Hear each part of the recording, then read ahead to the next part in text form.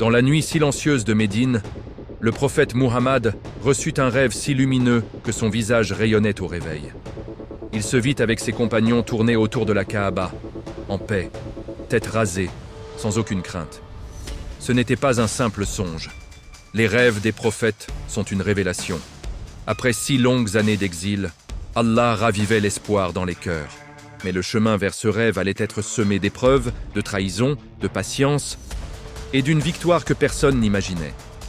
Bienvenue dans la série la plus captivante de l'histoire islamique. Hudaybiya, la victoire cachée, sur Nour al-Iman. Si cette introduction a touché votre cœur, abonnez-vous dès maintenant à la chaîne Nour al-Iman. Activez la cloche, mettez un gros pouce bleu et partagez cette vidéo pour que l'histoire de cette victoire divine atteigne le plus grand nombre. Qu'Allah nous rassemble tous autour de son messager. Amin. Chapitre 1. Le rêve lumineux qui a tout changé. Imaginez une nuit paisible à Médine. Le silence enveloppe la ville. Les étoiles brillent doucement au-dessus des maisons modestes. Le prophète Muhammad dort dans sa chambre humble, le cœur toujours attaché à la maison d'Allah. Et soudain, un rêve descend. Pas un rêve ordinaire. Un rêve si clair, si intense, si réel, que lorsqu'il ouvre les yeux, son visage noble rayonne d'une lumière surnaturelle, comme si la miséricorde divine s'était déposée sur ses traits. Dans ce rêve, il se voit lui-même, entouré de ses compagnons bien-aimés, tournant autour de la Kaaba sacrée, en état d'ihram, tête rasée ou cheveux raccourcis, accomplissant l'Umrah avec une sérénité absolue. Aucun cri, aucune peur, aucun ennemi visible, juste la paix. Une paix profonde, divine, comme si le temps s'était arrêté pour laisser place à l'adoration pure.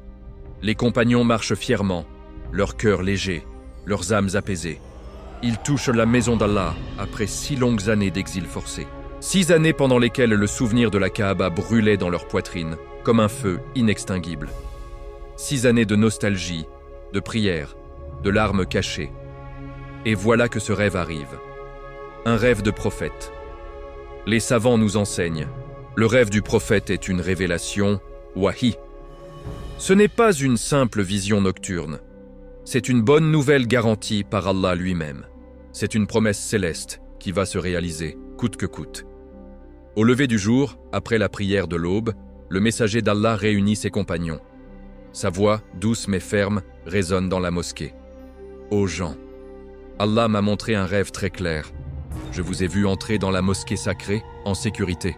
Vous accomplissiez le tawaf autour de la Kaaba, tête rasée ou cheveux coupés, sans aucune crainte. À cet instant précis, la mosquée explose de joie. Les cœurs s'enflamment. Les larmes coulent sur les joues burinées par le soleil et les épreuves. Les sourires illuminent les visages fatigués par l'exil. Alhamdulillah, nous allons enfin revoir la maison d'Allah. Mais, très vite, un silence lourd s'installe, parce que la réalité est cruelle. Makka est toujours aux mains des Quraysh. Les polythéistes haïssent les musulmans plus que jamais. Ils ont juré de les exterminer. Ils ont expulsé le prophète et ses compagnons de leur ville natale. Ils ont tué, torturé, boycotté. Et maintenant, les musulmans veulent entrer chez eux, sans armée, sans armure. Juste avec des habits d'ihram, des intentions d'Umrah et des couteaux de voyage. C'est du suicide apparent. C'est de la folie aux yeux du monde. Pourtant, c'est exactement ce que le prophète décide de faire. Il annonce « Préparez-vous, nous partons pour l'Umrah ». Aussitôt, la ville entière s'agite. Les hommes, les femmes, les jeunes, les vieux, les riches, les pauvres, tous veulent participer. Ils savent que c'est dangereux. Ils savent que les Quraysh peuvent les massacrer à tout moment. Mais ils savent surtout une chose, le rêve du messager d'Allah ne peut pas être faux. Alors ils se préparent. Ils enfilent l'ihram. Ils prennent leurs chameaux de sacrifice. Ils ne portent presque aucune arme défensive. Seulement de quoi se protéger en cas d'attaque immédiate. Le jour du départ arrive. Le prophète monte sur sa chamelle bien-aimée, Al-Qaswa. Derrière lui, Abu Bakr, Omar, Othman, Ali, Talha, Zubayr, Saad ibn Abi Waqqas et environ 1400 compagnons. 1400 cœurs battant au même rythme. 1400 âmes prêtes à offrir leur vie pour répondre à l'appel du rêve divin. Ils quittent Médine en chantant le Talbiya. Labbaik Allahumma labbaik. Me voici à ton service, ô Allah, me voici. La caravane s'ébranle. Le sable se soulève sous leurs pas. Le vent du désert porte leur voix vers l'horizon. Ils avancent vers l'inconnu, vers le danger, mais surtout vers la promesse d'Allah. Pendant ce temps, à Makkah, les espions galopent à toute vitesse. La nouvelle arrive comme la foudre. Muhammad et ses compagnons marchent vers nous, en habits d'ihram, avec des chameaux de sacrifice.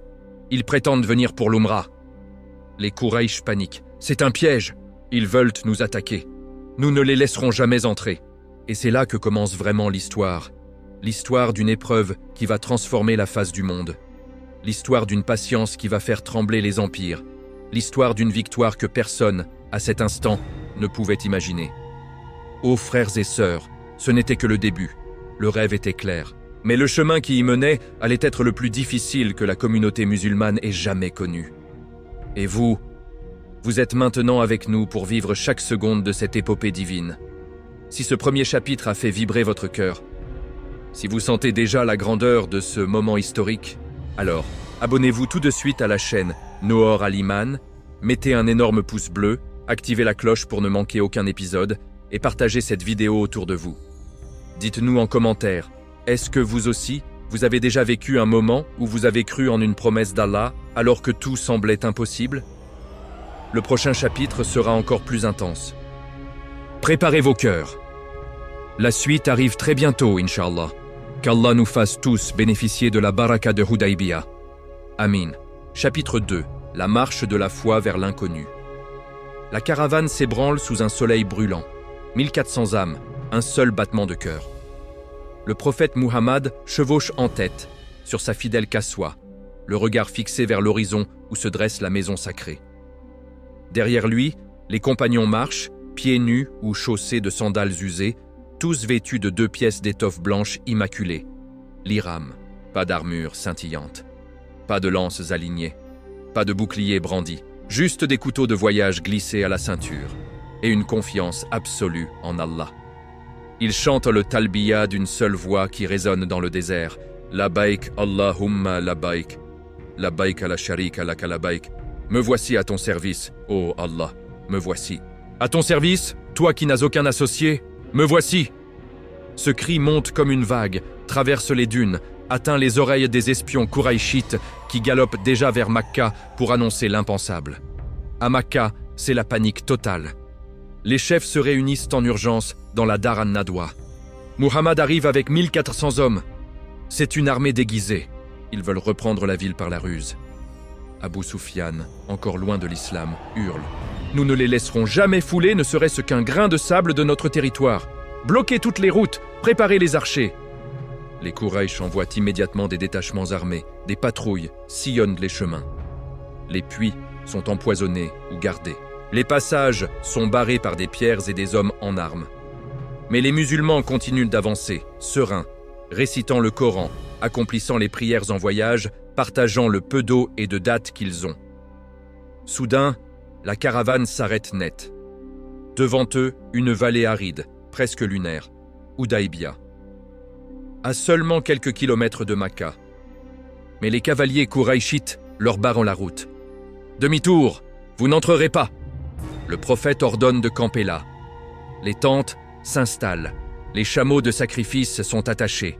Les compagnons creusent un peu le sol pour chercher de l'eau. Mais le puits est à sec. 1400 hommes et des centaines de bêtes, et presque plus une goutte d'eau. La soif commence à se faire sentir cruellement. Les lèvres se craquellent. Les voix deviennent rauques. Les regards se tournent vers le messager d'Allah.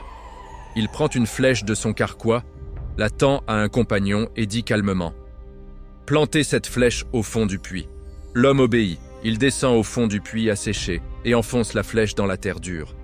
Et là, miracle. D'abord une petite goutte, puis une autre, puis un filet, puis un jaillissement pur et abondant. L'eau monte comme une source vive. Les compagnons crient de joie. Ils boivent à satiété. Ils abreuvent les chameaux. Ils remplissent toutes les outres. Et même les Qurayshites, cachés derrière les rochers, voient de leurs yeux ce prodige et tremblent. Mais au même instant, quelque chose d'étrange se produit. La chamelle du prophète, Kaswa, s'agenouille soudain et refuse de se relever. Certains disent, elle est fatiguée. D'autres, elle est devenue têtue. Le messager d'Allah pose doucement sa main sur elle et déclare « Non, Qaswa n'est pas têtu. Celui qui a arrêté l'éléphant d'Abra devant la Kaaba est le même qui l'a fait s'agenouiller ici. » Il descend, regarde autour de lui et dit « Nous camperons ici. » Et c'est ainsi que le camp de Hudaybiya est établi exactement à l'endroit où Allah voulait que l'histoire bascule. Les négociations commencent. Les Quraysh envoient des émissaires les uns après les autres. Chaque fois, ils voient la même chose. Des hommes en ihram, des animaux destinés au sacrifice, aucune formation de combat, aucune arme lourde. Et pourtant, ils refusent toujours. Puis arrive Urwa ibn Mas'ud, un homme influent. Il entre dans le camp, observe tout. Il voit les compagnons autour du prophète. Quand il fait ses ablutions, il se dispute presque les gouttes d'eau qui tombent de ses mains bénies. Quand il parle, un silence religieux s'installe. On entendrait une aiguille tomber. Il ne le regarde pas fixement par respect immense. Urwa retourne à Makkah et lance à la face des Quraysh. « Par Allah, j'ai vu les cours de Kisra, de César et de Négus. Mais je n'ai jamais vu un peuple traiter son roi comme les compagnons de Muhammad le traitent. Acceptez sa proposition. Vous avez tout à y gagner. » Mais les Quraysh restent inflexibles. Muhammad n'entrera pas cette année. Sinon les Arabes diront qu'il est entré de force. Et nous serons humiliés. La tension monte. La soif est apaisée, mais l'épreuve ne fait que commencer. Les compagnons sentent que le rêve est si proche, et pourtant si loin. Ils sont à un jet de pierre de la Kaaba, et on leur interdit d'avancer. Et c'est là, dans cette vallée oubliée, que le prophète va envoyer le premier grand messager. Othman ibn Affan, radiyallahu anhu. Mais ce que personne ne sait encore, c'est que cette mission va plonger tout le camp dans l'angoisse la plus terrible de leur vie. Ô mes frères, ô mes sœurs, ce chapitre n'est que le prélude à une série d'épreuves qui vont tester la foi jusqu'à l'os. Si votre cœur bat plus fort en entendant ces mots, si vous sentez déjà la grandeur de cette patience légendaire, alors abonnez-vous immédiatement à Nour al-Iman, mettez un like puissant, activez la cloche pour ne rien rater et partagez cette vidéo avec ceux que vous aimez. Dites-nous en commentaire quelle épreuve de votre vie vous a rappelé la patience des compagnons à Hudaybiya. Chapitre 3 arrive bientôt et il sera encore plus chargé en émotions. Préparez vos mouchoirs. Qu'Allah nous accorde à tous la force de la patience comme celle du prophète et de ses compagnons. Amin. Chapitre 3. L'angoisse d'une rumeur qui gèle les cœurs. Le camp de Hudaybiya est tendu comme une corde d'arc. L'eau a jailli par miracle. Les chameaux boivent à nouveau, mais la Kaaba reste invisible, cachée derrière les collines. Les compagnons passent leurs journées en adoration, en dhikr, en prières surérogatoires. Mais la nuit, le silence est lourd. Chacun sait. Un seul faux pas, et les flèches kouraïchites peuvent pleuvoir. Le prophète décide alors d'envoyer un émissaire de haut rang. Un homme respecté même par les ennemis, un noble de la tribu des Banu Umayya, un compagnon au cœur pur et à la langue honnête. Othman ibn Affan, radiyallahu anhu, il le fait appeler. « Ô Othman, va trouver les Quraysh. Dis-leur clairement. Nous ne sommes pas venus pour la guerre, nous sommes venus pour visiter la maison d'Allah, accomplir l'Umrah et repartir. Nous ne voulons aucun sang, nous ne voulons que la paix. » Othman monte sur son cheval, seul, sans escorte. Il traverse les lignes ennemies. Les Quraysh le reconnaissent immédiatement. Ils l'accueillent avec une politesse feinte. « Entre, ô Othman.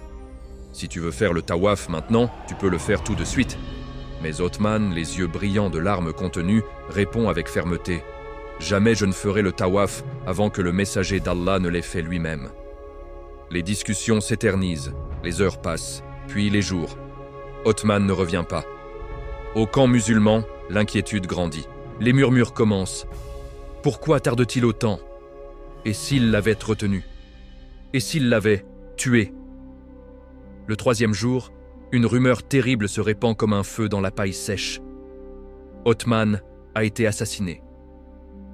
C'est comme si un poignard venait de transpercer 1400 cœurs en même temps. Le silence tombe, plus lourd que la mort.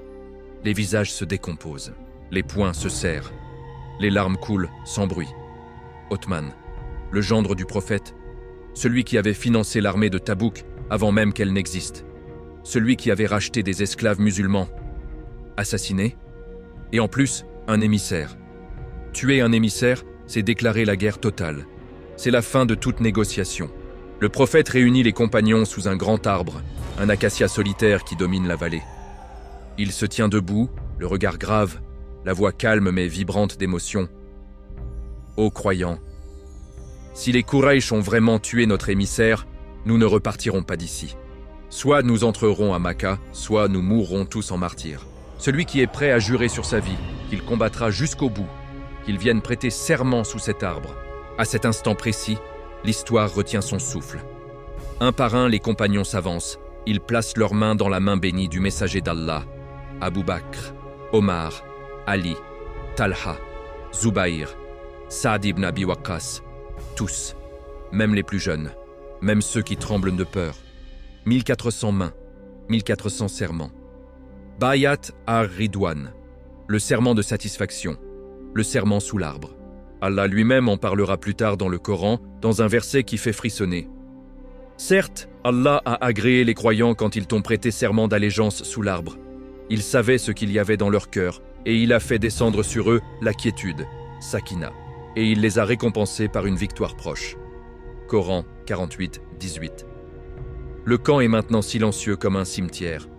Les épées courtes sortent des fourreaux. Les lances sont aiguisées sur des pierres. Les boucliers sont préparés. Plus personne ne parle de paix. Plus personne ne parle d'Umrah. On prépare la guerre.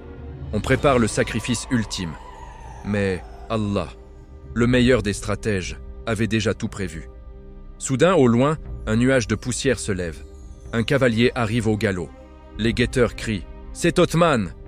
Othman est vivant. La joie explose. Les larmes de tristesse deviennent des larmes de soulagement. Othman descend de cheval, essoufflé, mais sain et sauf. Il raconte « Les Quraysh m'ont retenu plusieurs jours. Ils ont hésité, discuté, mais ils n'ont pas osé me tuer. Ils veulent la paix. Ils sont prêts à négocier. » Le camp respire enfin. Mais la tension ne disparaît pas, car les négociations qui suivent vont être les plus dures, les plus douloureuses que les compagnons aient jamais vécues. Ô mes frères, ô mes sœurs, imaginez-vous à leur place. 3 jours d'angoisse, la rumeur de la mort d'un frère aimé, puis le serment de mourir tous ensemble plutôt que de reculer, et ensuite la délivrance. C'est cela, Hudaybiyah, un ascenseur émotionnel divin. Si ce chapitre vous a serré le cœur, si vous avez senti la force de ce serment sous l'arbre, alors montrez-le maintenant. Abonnez-vous à Nour al-Iman si ce n'est pas encore fait. Mettez un like qui résonne jusqu'au ciel.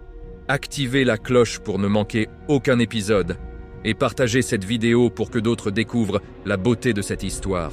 En commentaire, dites-nous, auriez-vous eu le courage de prêter ce serment sous l'arbre sans savoir ce qui allait se passer ensuite ?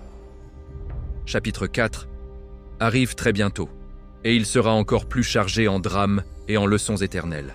Préparez vos cœurs. Qu'Allah nous compte parmi ceux qu'il a agréés sous l'arbre. Amin. Chapitre 4. La nuit de l'assassinat et la miséricorde qui désarme la haine. La nuit est tombée sur Hudaybiyah comme un voile noir et épais. La lune n'est pas encore levée. L'obscurité est si profonde qu'on ne voit pas sa propre main devant ses yeux. Le camp musulman est calme, quelques feux de camp crépitent faiblement. Certains compagnons dorment, épuisés par les émotions des jours précédents. D'autres veillent, prient ou montent la garde autour des tentes. Le prophète est assis près de son feu, le regard perdu dans les flammes, méditant, priant.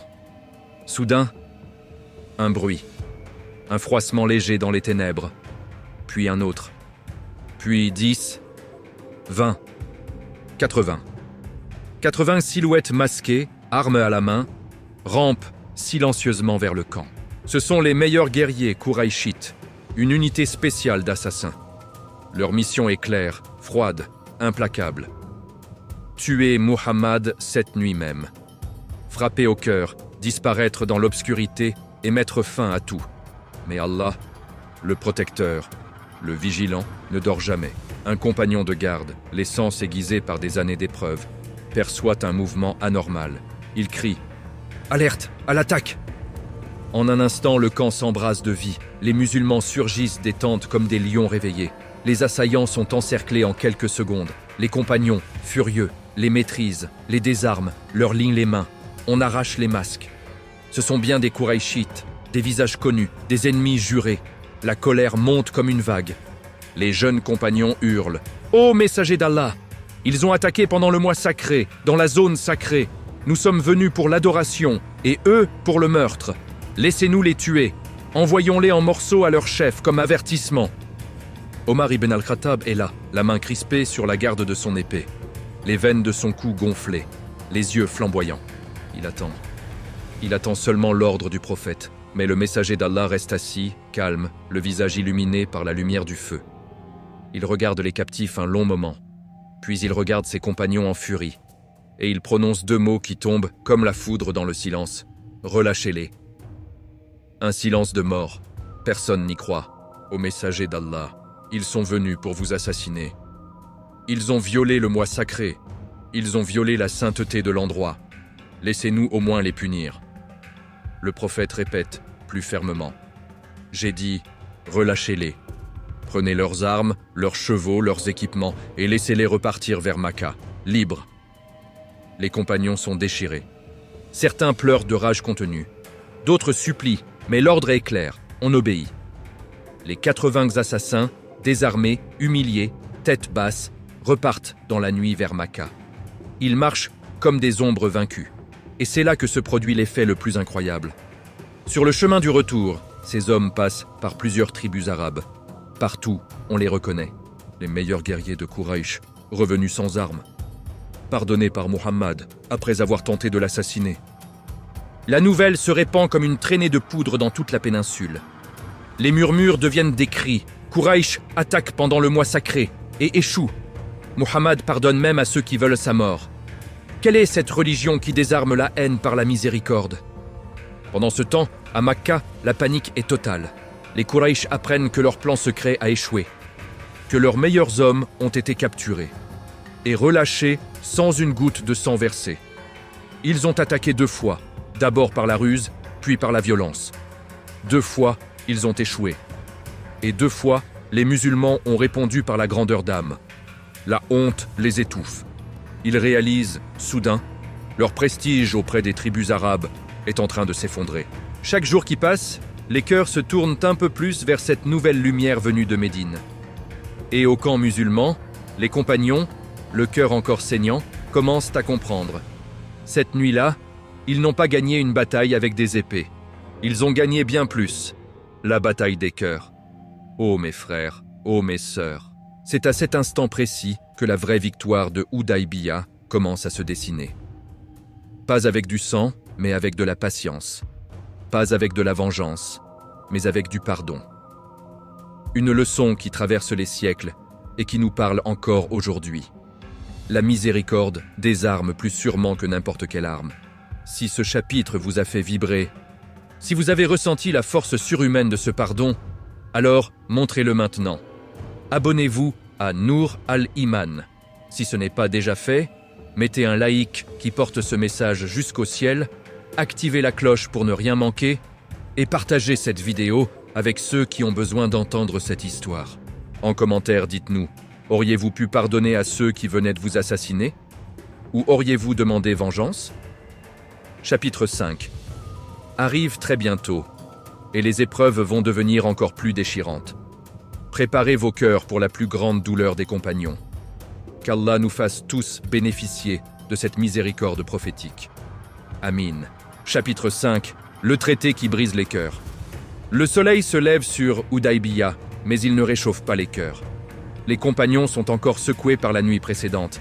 L'assassinat déjoué, les 80 ennemis relâchés sans une égratignure. La miséricorde du prophète a déjà commencé à fissurer l'orgueil des Quraysh. Mais l'épreuve la plus douloureuse reste à venir. Les Quraysh, sentant leur prestige s'effriter, envoient leur dernier et plus redoutable émissaire. Suhail ibn Amr. Un homme intelligent, rusé, diplomate hors pair, connu pour sa langue acérée et son orgueil inébranlable. Il descend de cheval avec l'air d'un vainqueur avant même que les négociations n'aient commencé. Il entre sous la tente du prophète. Les 2 hommes s'assoient face à face. Suhail va droit au but. « Ô Muhammad, faisons un accord, la paix pour 10 ans. Mais voici mes conditions. » Et il commence à dicter, mot par mot, un texte qui va plonger les compagnons dans une souffrance indescriptible. Première condition, cette année, vous n'entrerez pas à Maca. Vous reviendrez l'année prochaine pour 3 jours seulement et vous repartirez sans armes. Deuxième condition, la plus cruelle. Si l'un de nos hommes vient à vous et devient musulman, vous nous le rendrez. Mais si l'un des vôtres abandonne l'islam et vient à nous, nous ne vous le rendrons pas. Troisième, 10 ans de trêve, sans guerre. Quatrième, chaque tribu est libre de s'allier à qui elle veut. Chaque mot tombe comme un coup de poignard. Les compagnons qui écoutent depuis l'extérieur de la tente sentent leur poitrine se serrer. Entrer à Maca, interdit cette année. Le rêve du prophète, reporté. Et le pire, rendre aux Quraysh ceux qui fuient la persécution pour rejoindre l'islam. C'est comme si on leur demandait de trahir leurs propres frères. La colère monte. Abou Bakr baisse la tête en silence. Ali pâlit. Othman serre les poings. Et Omar bout intérieurement. Ses yeux se remplissent de larmes, de rage, de chagrin. On ne sait plus. Le prophète reste calme. Il répond simplement « J'accepte, je ne fais rien qui déplaise à Allah. » Puis il se tourne vers Ali. « Oh Ali, écris l'accord. » Ali prend le parchemin. Les termes sont dictés. On arrive à la ligne de signature. Souhaïl intervient brusquement. « Arrête! Nous n'acceptons pas Muhammad Rasulullah.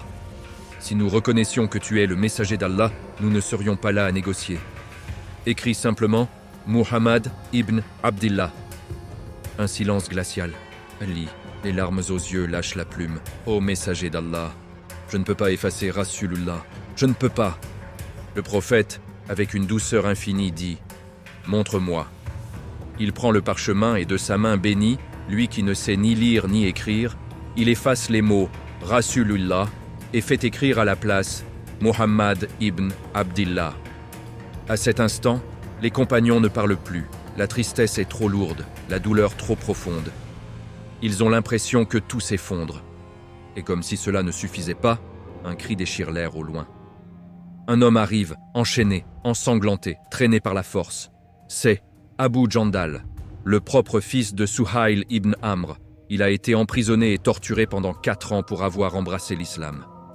Quand il a appris que les musulmans étaient à Hudaybiyah, il s'est échappé et s'est jeté aux pieds du prophète. « Ô messager d'Allah, sauvez-moi!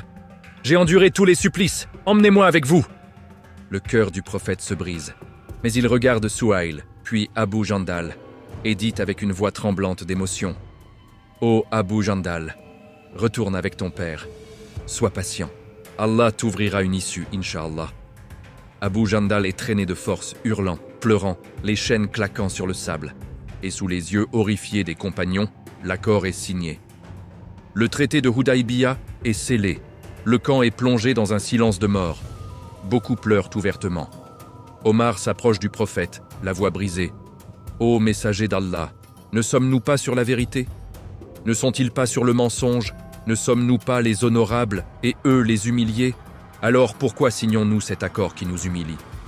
Le prophète répond avec une certitude divine.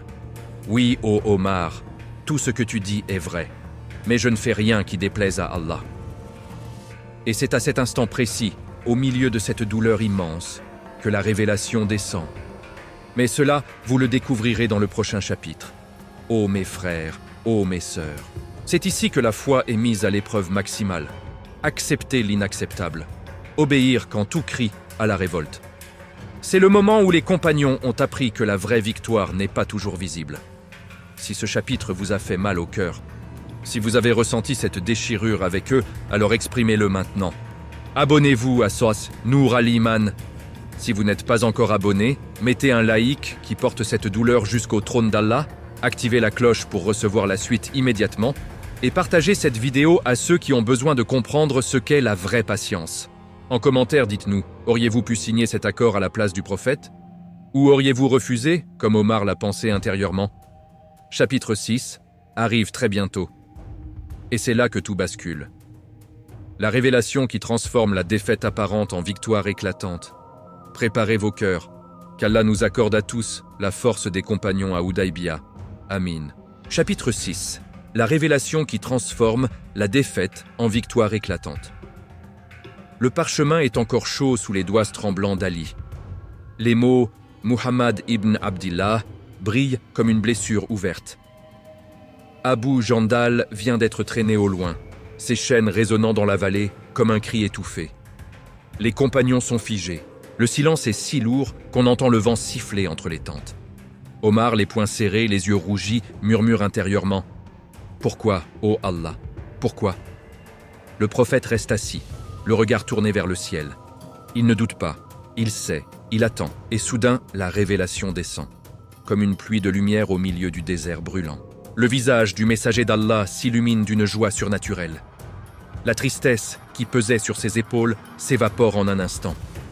Il lève les yeux, un sourire divin aux lèvres, et proclame « Ô gens, Allah m'a révélé une sourate qui m'est plus chère que tout ce sur quoi le soleil se lève. » Et il commence à réciter, d'une voix qui fait vibrer les cœurs. « Inna fatahna laka fathan mubinan. » Certes, nous t'avons accordé une victoire éclatante, claire et manifeste. Sourate Al-Fath, verset 1. Les compagnons se regardent, incrédules. Une victoire? Maintenant? Alors qu'ils viennent de signer leur plus grande humiliation? Alors qu'ils repartent sans avoir touché la Kaaba? Alors que le rêve semble s'éloigner encore plus? Mais le prophète continue, et chaque verset est comme un baume sur les plaies ouvertes. ليغفر لك الله ما تقدم من ذنبك وما تأخر ويتم نعمته عليك ويهديك صراطا مستقيما. Afin qu'Allah te pardonne tes péchés passés et futurs, parachève sa grâce sur toi et te guide sur une voie droite. Verset 2. Et puis le troisième verset, celui qui fait trembler les âmes. وَيَنْصُرَكَ اللَّهُ نَصْرًا عَزِيزًا. Et qu'Allah t'accorde un secours puissant, invincible. Verset 3. Les compagnons sentent une chaleur descendre dans leur poitrine. Allah nomme ce moment Fath Mubin, une victoire claire, évidente. Alors que leurs yeux ne voient que recul, Allah voit la plus grande ouverture de l'histoire islamique. Puis vient le verset qui touche le plus profondément. Huwa alladhi anzala as-sakinata fi qulubil mu'minin liyazdadu imanan ma'a imanihim. C'est lui qui a fait descendre la quiétude, sakina, dans les cœurs des croyants, afin qu'ils augmentent en foi, en plus de leur foi. Verset 4. La sakina, cette paix divine, ce poids tranquille qui s'abat sur l'angoisse, qui calme les cœurs révoltés, qui rend possible l'impossible. C'est exactement ce que les compagnons ressentent à cet instant. Une paix surnaturelle envahit le camp. Les larmes coulent, mais ce ne sont plus des larmes de chagrin. Ce sont des larmes de reconnaissance. Le prophète explique alors « Ce que vous voyez comme une défaite, Allah l'appelle une victoire éclatante. Parce que ce traité reconnaît officiellement l'existence de l'État musulman. Pour la première fois, les Quraysh traitent avec nous d'égal à égal. Les tribus arabes vont maintenant comprendre. Muhammad n'est plus un fugitif. Il est une force avec laquelle il faut compter. » Et il ajoute les yeux brillants. « Par celui qui tient mon âme entre ses mains. Ce traité est la plus grande victoire que l'islam ait connue jusqu'à aujourd'hui. » Les compagnons commencent à comprendre. Hudaybiyah n'est pas la fin du rêve. C'est la clé qui ouvre toutes les portes à venir. La trêve de 10 ans va permettre à l'islam de respirer, de grandir, de toucher les cœurs sans le bruit des épées. La clause « qui veut s'allier s'allie » va faire basculer les tribus les unes après les autres vers les musulmans. Et surtout, la miséricorde, le pardon, la patience. Ces armes invisibles sont en train de conquérir ce que 1000 batailles n'auraient pu prendre. Soudain, Omar s'approche, la voix émue. « Ô messager d'Allah, maintenant je comprends. Ce que je voyais comme une humiliation était en réalité une ouverture immense. Allah savait ce que nous ne savions pas. » Le prophète sourit tendrement. « Patience, ô Omar. Bientôt vous verrez de vos yeux ce que signifie victoire éclatante. Ô mes frères, ô mes sœurs, c'est ici que tout change. Le Coran transforme ce qui semblait être la plus grande défaite en la promesse de la plus grande victoire. Une leçon éternelle? Quand Allah dit « victoire », même si tes yeux pleurent, fais confiance. Il voit ce que tu ne vois pas. Si ce chapitre a fait monter la chair de poule et les larmes de joie, si vous ressentez maintenant la grandeur de cette révélation, alors montrez-le. Abonnez-vous tout de suite à Nour Al-Iman. Mettez un like qui porte cette lumière jusqu'au trône, activez la cloche pour ne rien manquer de la suite explosive et partagez cette vidéo avec ceux qui ont besoin de cette espérance.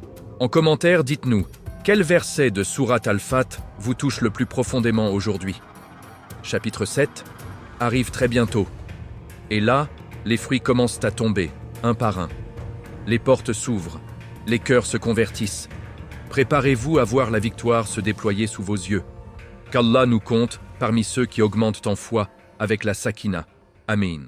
Chapitre 7. Les fruits tombent, 2 ans pour 7000 cœurs.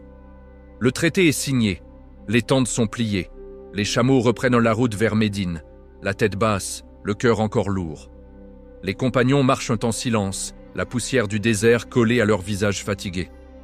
Ils n'ont pas touché la Kaaba, ils n'ont pas rasé leur tête, ils n'ont pas accompli l'Umrah, mais dans leur poitrine, la sakina d'Allah est descendue comme une couverture divine. Ils rentrent, sans victoire visible. Du moins, c'est ce qu'ils croient. À Médine, la vie reprend. Mais quelque chose a changé. Le monde arabe entier parle de Hudaybiya. Les tribus murmurent, Mohammed a signé avec Quraysh comme un roi signe avec un autre roi. Il a pardonné à ceux qui voulèrent le tuer. Sa religion n'est plus une secte cachée, c'est une puissance. Et les portes commencent à s'ouvrir, une à une. D'abord, les fuyards arrivent. Des musulmans de Makka, torturés, emprisonnés, brisés, qui s'échappent pour rejoindre Médine. Selon le traité, le prophète devrait les renvoyer. Mais il trouve une solution sage et subtile. Nous ne les prenons pas à Médine, laissez-les vivre autour de Makka, dans les collines. Ils ne sont pas officiellement chez nous. Et là, miracle stratégique, ces musulmans forment une base invisible autour de la ville ennemie. Ils interceptent les caravanes commerciales Qurayshites. Le commerce de Makka commence à suffoquer. Les Quraysh paniquent. Ils viennent supplier le prophète. Ô Muhammad, enlève cette clause du traité. Prends tes frères avec toi, mais arrête d'étouffer nos caravanes. Et le prophète répond calmement. Non, le traité reste. Mais maintenant, nous pouvons nous rencontrer en paix. Et c'est ainsi que naît le véritable miracle. Les polythéistes et les musulmans commencent à se croiser tous les jours. Dans les marchés, sur les routes, dans les oasis. Ils commercent, ils discutent, ils se regardent vivre. Les Quraysh voient les musulmans prier 5 fois par jour avec une discipline de fer. Ils voient comment ils se traitent entre eux. Pas de haine, pas de jalousie, une fraternité pure. Ils voient la justice, la générosité, la patience, et petit à petit, les cœurs fondent. En 18 ans depuis le début de la prophétie, 610 à 628, environ 3000 personnes étaient devenues musulmanes.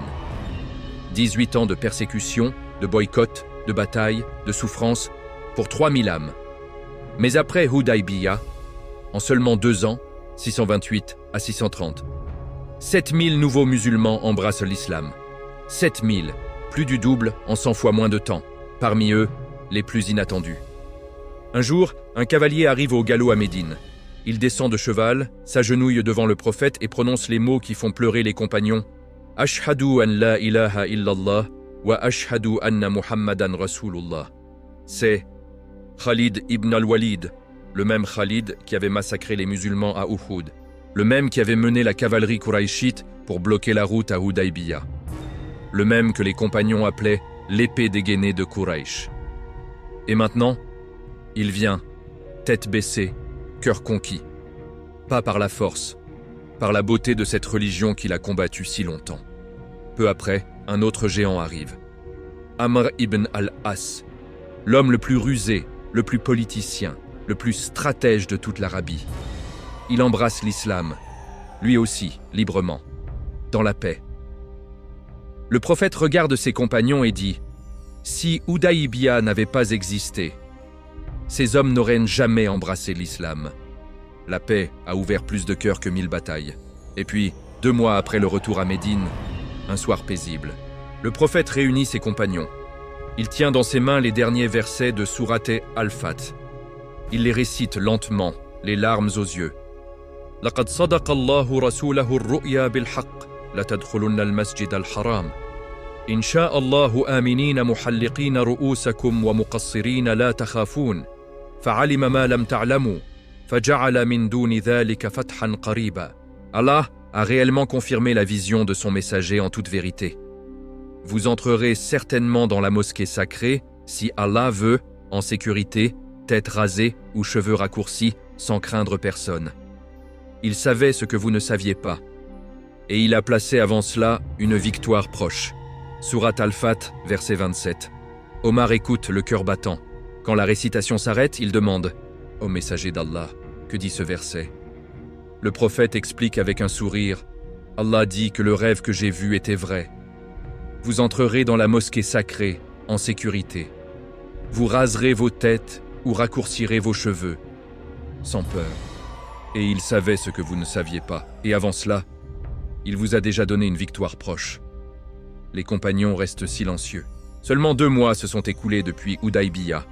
Les blessures sont encore fraîches. Mais le Coran parle comme si tout était déjà accompli. 2 ans avant l'événement. Le Coran l'annonce avec certitude absolue. Ce soir-là, Omar ne dort pas. Dans sa tente, il se répète « Si ce verset se réalise, alors Hudaybiya était vraiment une victoire. Nous ne voyions rien, mais Allah voyait tout. Ô mes frères, ô mes sœurs, c'est ici que les fruits tombent, lourds et doux. » Hudaybiya n'était pas une pause, c'était une explosion silencieuse. La paix a fait ce que la guerre n'aurait jamais pu faire, conquérir les cœurs les plus durs.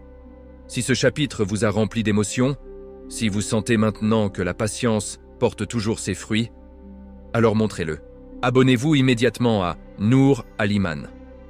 Mettez un like puissant pour célébrer cette victoire cachée, activez la cloche pour ne rien manquer de la suite et partagez cette vidéo pour que d'autres goûtent à cette douceur divine. En commentaire, dites-nous quel converti inattendu de cette période vous touche le plus, Khalid, Amr ou un autre. Chapitre 8 arrive très bientôt. Et là, la promesse devient réalité sous vos yeux.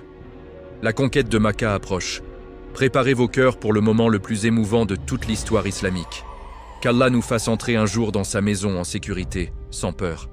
Amin. Chapitre 8 la conquête sans sang. La promesse devient réalité. Janvier 630. 2 ans seulement après le traité qui avait brisé tant de cœurs. Médine vibre d'une énergie nouvelle. Les compagnons ont grandi en nombre, en force, en foi. 10 000 musulmans se préparent à une marche historique. Pas pour la guerre, pas pour la vengeance, mais pour accomplir enfin le rêve du prophète. Tout commence par une trahison. Les Quraysh, dans leur orgueil aveugle, attaquent la tribu des Banu Khuza'a, alliés des musulmans selon les termes du traité. Ils versent le sang dans le sanctuaire sacré, pendant le mois interdit. Ils rompent le pacte de Hudaybiya de leurs propres mains. Quand la nouvelle arrive à Médine, le prophète réunit ses compagnons. Sa voix est ferme, sereine, mais chargée de gravité. « Préparez-vous, nous marchons sur Makka, cette fois, nous entrons. » En quelques jours, une armée de 10 000 hommes se forme. Des bannières flottent au vent. Des cœurs battent à l'unisson. Abu Bakr, Omar, Ali, Othman, Khalid ibn al-Walid, oui, le même qui était autrefois leur ennemi juré, tous sont là, riches et pauvres, jeunes et vieux, unis comme jamais. La caravane s'ébranle. Le prophète chevauche en tête, sur Kaswa, le regard fixé vers la direction de la Kaaba. Ils avancent dans le silence, seulement troublés par le bruit des sabots et les murmures de Dikr. À Makka, la panique est totale. Abu Sufyan, le chef des Quraysh, sort en catastrophe pour voir de ses yeux. Il monte sur une colline et aperçoit l'armée musulmane. 10 000 hommes, des bannières noires, une discipline de fer, une lumière dans les yeux. Il comprend. C'est fini. La ville ne peut pas résister. Le prophète envoie des messages clairs. Celui qui entre dans la maison d'Abu Sufyan est en sécurité. Celui qui ferme sa porte est en sécurité. Celui qui se réfugie dans la mosquée sacrée est en sécurité. Et le miracle se produit. Makka ouvre ses portes, sans un seul coup d'épée. Pas une flèche, pas une goutte de sang musulman, pas une maison pillée, pas une femme insultée. Le 20 Ramadan 8 de l'Hégire, le prophète entre dans Makka. Il est sur Kaswa, tête haute, mais le cœur empli d'humilité. Les compagnons l'entourent, récitant le takbir. Allahu Akbar, Allahu Akbar. Il se dirige directement vers la Kaaba. Il touche la pierre noire avec son bâton, puis entre dans le sanctuaire. Devant les 360 idoles qui entourent la maison sacrée depuis des siècles, il pointe son bâton et proclame « La vérité est venue, le mensonge s'est dissipé. le mensonge est voué à disparaître. Coran 17:81. Et une à une, les idoles tombent. Elles s'écrasent au sol dans un bruit sourd. La Kaaba est purifiée. Le tawaf commence. Le prophète tourne autour de la maison, suivi de milliers de compagnons. Ils rasent leurs têtes ou raccourcissent leurs cheveux. Ils offrent leurs sacrifices, exactement comme dans le rêve de Hudaybiyah. Sans peur, en sécurité. Comme Allah l'avait promis dans Surat Al-Fath 2 ans plus tôt. Les Quraysh, qui avaient juré de les exterminer, sont maintenant prosternés. Abu Sufyan se convertit. Bilal monte sur le toit de la Kaaba et lance l'adhan pour la première fois dans la ville qu'il avait torturée. Sa voix résonne dans les montagnes. Allahu Akbar, Ashhadu an la ilaha illallah. Les compagnons pleurent, Abu Bakr pleure, Omar pleure, Ali pleure. Même le prophète, les yeux humides, dit doucement « Ô Allah, tu as honoré ton serviteur ». Puis il se tourne vers les Quraysh rassemblés et prononce les mots qui marquent l'histoire. « Allez, vous êtes libres. Je ne vous dirai pas ce que Youssouf dit à ses frères. Aujourd'hui, aucun reproche contre vous. Qu'Allah vous pardonne. Il est le plus miséricordieux des miséricordieux. » Général Amnesty. Pardon total. Miséricorde infinie. La conquête de Makka n'est pas une victoire de vengeance.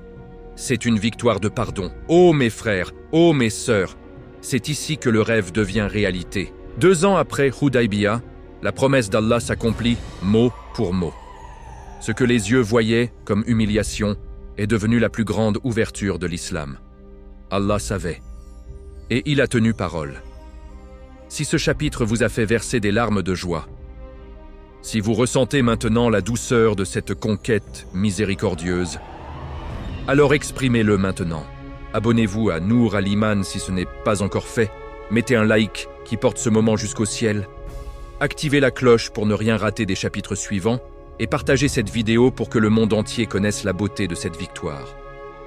En commentaire, dites-nous, quel moment de la conquête de Makka vous émeut le plus? Le pardon général, l'adhan de Bilal, la chute des idoles. Chapitre 9 arrive très bientôt, et il nous emmènera encore plus loin. La promesse de Surat Al-Fath qui s'étend jusqu'à la fin des temps. Préparez vos cœurs pour l'éternité de cette victoire. Qu'Allah nous fasse tous entrer un jour dans sa maison en sécurité. Amin. Chapitre 10 Hudaybiyah.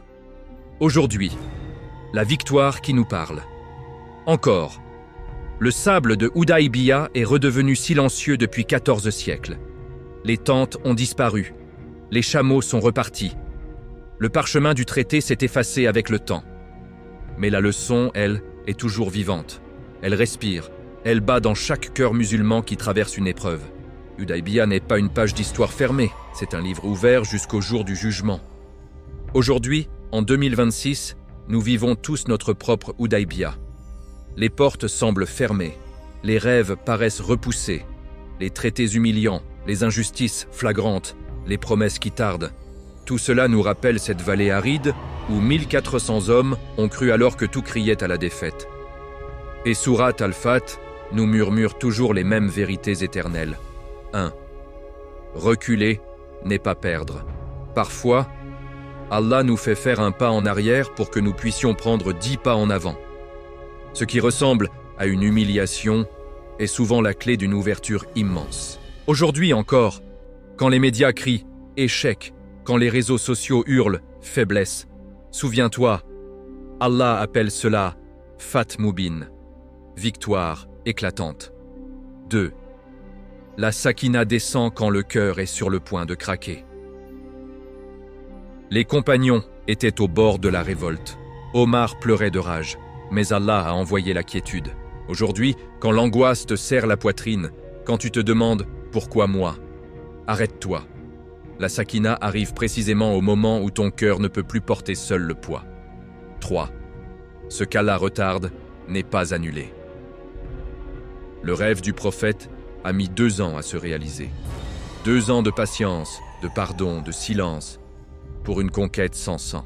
Tes duas qui tardent, tes projets bloqués, tes portes closes, ne sont pas refusés. Ils sont en attente du moment parfait choisi par celui qui connaît l'invisible. 4. La vraie victoire, c'est gagner les cœurs, pas les terres. À Hudaybiyah, pas une goutte de sang n'a été versée pour la plus grande victoire. Khalid ibn al-Walid, Amr ibn al-As, les ennemis les plus féroces, sont devenus des piliers de l'islam. Aujourd'hui, dans un monde de bruit et de violence, ta patience, ta droiture, ton sourire face à l'injustice peuvent convertir un cœur plus sûrement qu'un millier d'arguments. 5. La semence continue de pousser. Cette petite graine plantée sous les arbres de Ridwan est devenue un arbre qui couvre la terre entière. 2 milliards de musulmans. Des mosquées en Antarctique, des conversions en Amérique latine, des cœurs qui s'ouvrent en Chine. Et cela n'est pas fini. Chaque prosternation, chaque bonne action, chaque parole douce fait grandir cet arbre. Alors, quand la vie te met à Houdaïbia, ne regarde pas seulement ce que tes yeux voient. Écoute ce que le Coran dit. Fais confiance à celui qui a nommé défaite ce que le monde appelait victoire. Et surtout, reste fidèle avant que le résultat n'apparaisse. Car Houdaïbia nous enseigne la plus belle des vérités. Allah ne laisse jamais ses serviteurs sur la vérité sans leur ouvrir, un jour, les portes les plus inattendues. Ô mes frères, ô mes sœurs, nous arrivons à la fin de cette série, mais le message ne s'arrête jamais. Houdaïbia vit en nous. Chaque fois que tu patientes pour Allah, tu revivifies ce moment historique. Si cette série a touché votre âme, si vous sentez maintenant que vous faites partie de cette victoire éternelle, alors honorez ce lien. Abonnez-vous à la chaîne Noor Al-Iman. Si ce n'est pas encore fait, mettez un like puissant pour chaque chapitre qui vous a ému, activez la cloche pour ne manquer aucune nouvelle histoire inspirante et partagez cette série complète avec ceux qui ont besoin d'entendre que la patience haine est jamais vaine. En commentaire, dites-nous, quelle leçon de Houdaïbia allez-vous appliquer dans votre vie dès aujourd'hui? Merci d'avoir voyagé avec nous à travers cette épopée divine. Qu'Allah nous compte parmi ceux qu'il a agréés sous l'arbre. Qu'il fasse de nos vies une continuation de cette victoire cachée. Amin ya Rabbal Alamin. Et si vous voulez la timeline complète des chapitres avec les temps de début, pour un montage vidéo par exemple, demandez-la simplement en disant « Donne-moi la timeline ». Et barakallahu fikoum. Wassalamu alaykum wa rahmatullahi wa barakatuh.